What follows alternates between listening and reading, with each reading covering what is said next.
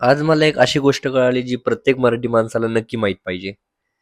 नमस्कार मित्रांनो, तर स्वागत आहे तुमचं आपल्या 100% अटेंडन्स चॅलेंजच्या 9व्या ब्लॉगमध्ये. आजचा दिवस माझ्यासाठी खूप धावपळीचा होता. सकाळी 9:30 ते संध्याकाळी 5:30 वाजेपर्यंत लेक्चर्स होते. ब्रेकच्या आधी डिजिटल मार्केटिंग आणि मार्केटिंग सर्व्हिसेसचे लेक्चर झाले. आमच्या सरांनी तर एक मस्त आयडिया काढली आहे. लेक्चर सुरू होण्याआधी ते सगळ्यांचे फोन जमा करून घेतात आणि लेक्चर झाल्यावर परत देतात. यामुळे आम्ही पूर्णपणे अभ्यासावर लक्ष देऊ शकतो. ब्रेकमध्ये जेवण झालं आणि त्यानंतर 1:30 ते 5:30 वाजेपर्यंत आमची ॲप्टिट्यूड ट्रेनिंग होती. त्यात ग्रुप डिस्कशनबद्दल माहिती मिळाली आणि प्रत्येकाला स्वतः ग्रुप डिस्कशन करायचे होते. माझ्या ग्रुपचा विषय होता नोकरी की व्यवसाय. आमच्या ग्रुपमध्ये खूप छान चर्चा झाली आणि शेवटी माझे निष्कर्ष मी तुम्हाला सांगतो. माझ्या मते प्रत्येकाने आयुष्यात एकदा तरी स्वतःचा व्यवसाय करायलाच हवा. अगदी सुरुवातीला 2-3 वर्ष नोकरीचा अनुभव घ्या, नंतर स्वतःचा बिझनेस सुरू करा किंवा घरचा व्यवसाय असेल तर तो पुढे चालवा. महत्त्वाचं हे आहे की आपण काहीतरी नवीन निर्माण करायला हवं. आपल्यासाठी आणि आपल्या येणाऱ्या पिढीसाठी.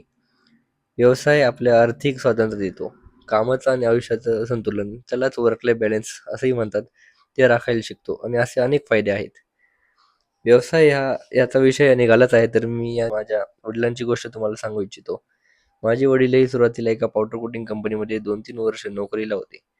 तिथे त्यांनी काम शिकून घेतलं. 1994 साली स्वतःची पावडर कोटिंग कंपनी सुरू केली. आज 30 वर्षानंतर श्वेता एंटरप्राइजेस हे नाव पूर्ण पुणे आणि पिंपरी चिंचवड पावडर कोटिंग क्षेत्रात नावाजलेलं नाव आहे. माझ्या वडिलांनी एक कंपनीतून सुरुवात केली आणि आज घारी उद्योग समूहामध्ये 12 कंपन्या आहेत. माझ्या वडिलांनी फक्त स्वतःचा नाही तर पूर्ण कुटुंबाचा विचार केला.